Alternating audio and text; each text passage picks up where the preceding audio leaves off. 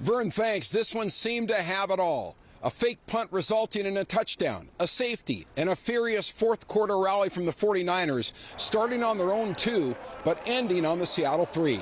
Yeah, that was one of the wildest games I've ever been a part of. Just like the first half was absolutely crazy. I was talking to Diggs about that. I was like, I've never been a part of a game like this. You know, you do all this good, bad, and different, whatever it is, and, you know, that whole football game comes down to one play at the end. It's kind of crazy. Seattle could be literally 0-16 going into week 17 playing us, and I think it's always going to be like this. Like every week, every time you play Seattle, every time they play us, we know it's going to be a fight to the very, very last play. And anytime you're playing Russell Wilson, I mean, 99% of the time it's going to be a 60-minute game. I mean, he's always going to keep his team in the game. The defense is going to keep their team in the game. So we understood it would be a four-quarter fight. Yeah, we just came up short.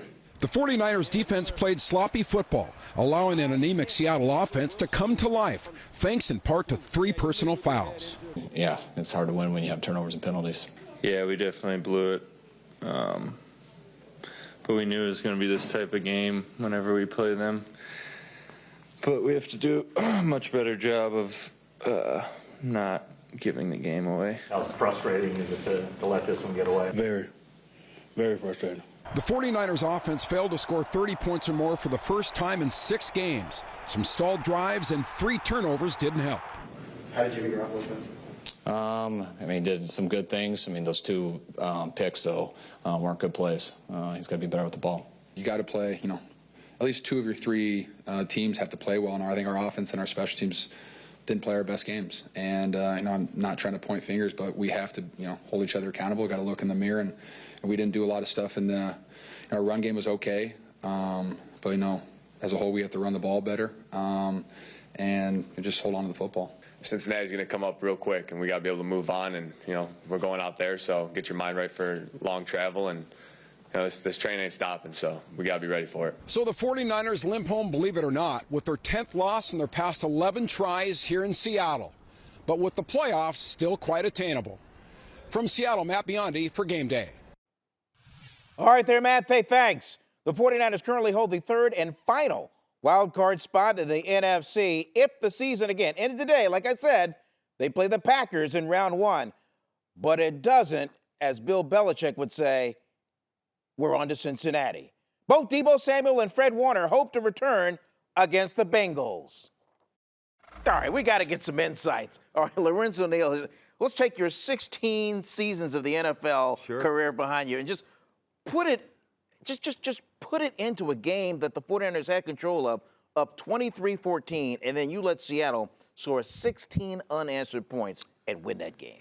Yeah, I think when you look at the San Francisco 49ers, Vern, you think about the way they're made up. Their makeup is in physical and not making mistakes. You saw a team that wasn't ready to play. In the beginning of the game, first series, 4th down, Seattle comes out, fake punt, 76 yards. Right. You can't do that because your team's not good enough. Then right before the half, Vern, you're still up, like you said, 23-14.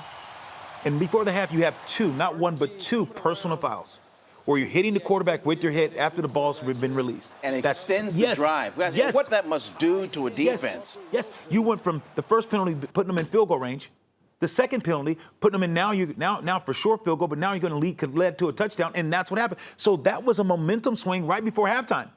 And then, Vern, you know what happened after half. Yeah. You kick the ball off and fumble. And then you fumble. Okay, so you got a litany of mistakes for special teams, but still, in the end, having to go 98 yards to tie that game and extend it into extra play. Maybe they might have gone for 2 had the 49ers had scored. But still, they were saying that those 2 passes toward the end were designed for George Kittle, but because he was double-teamed, they had to go to another receiver, and then Sherfield in the end zone, no PI call.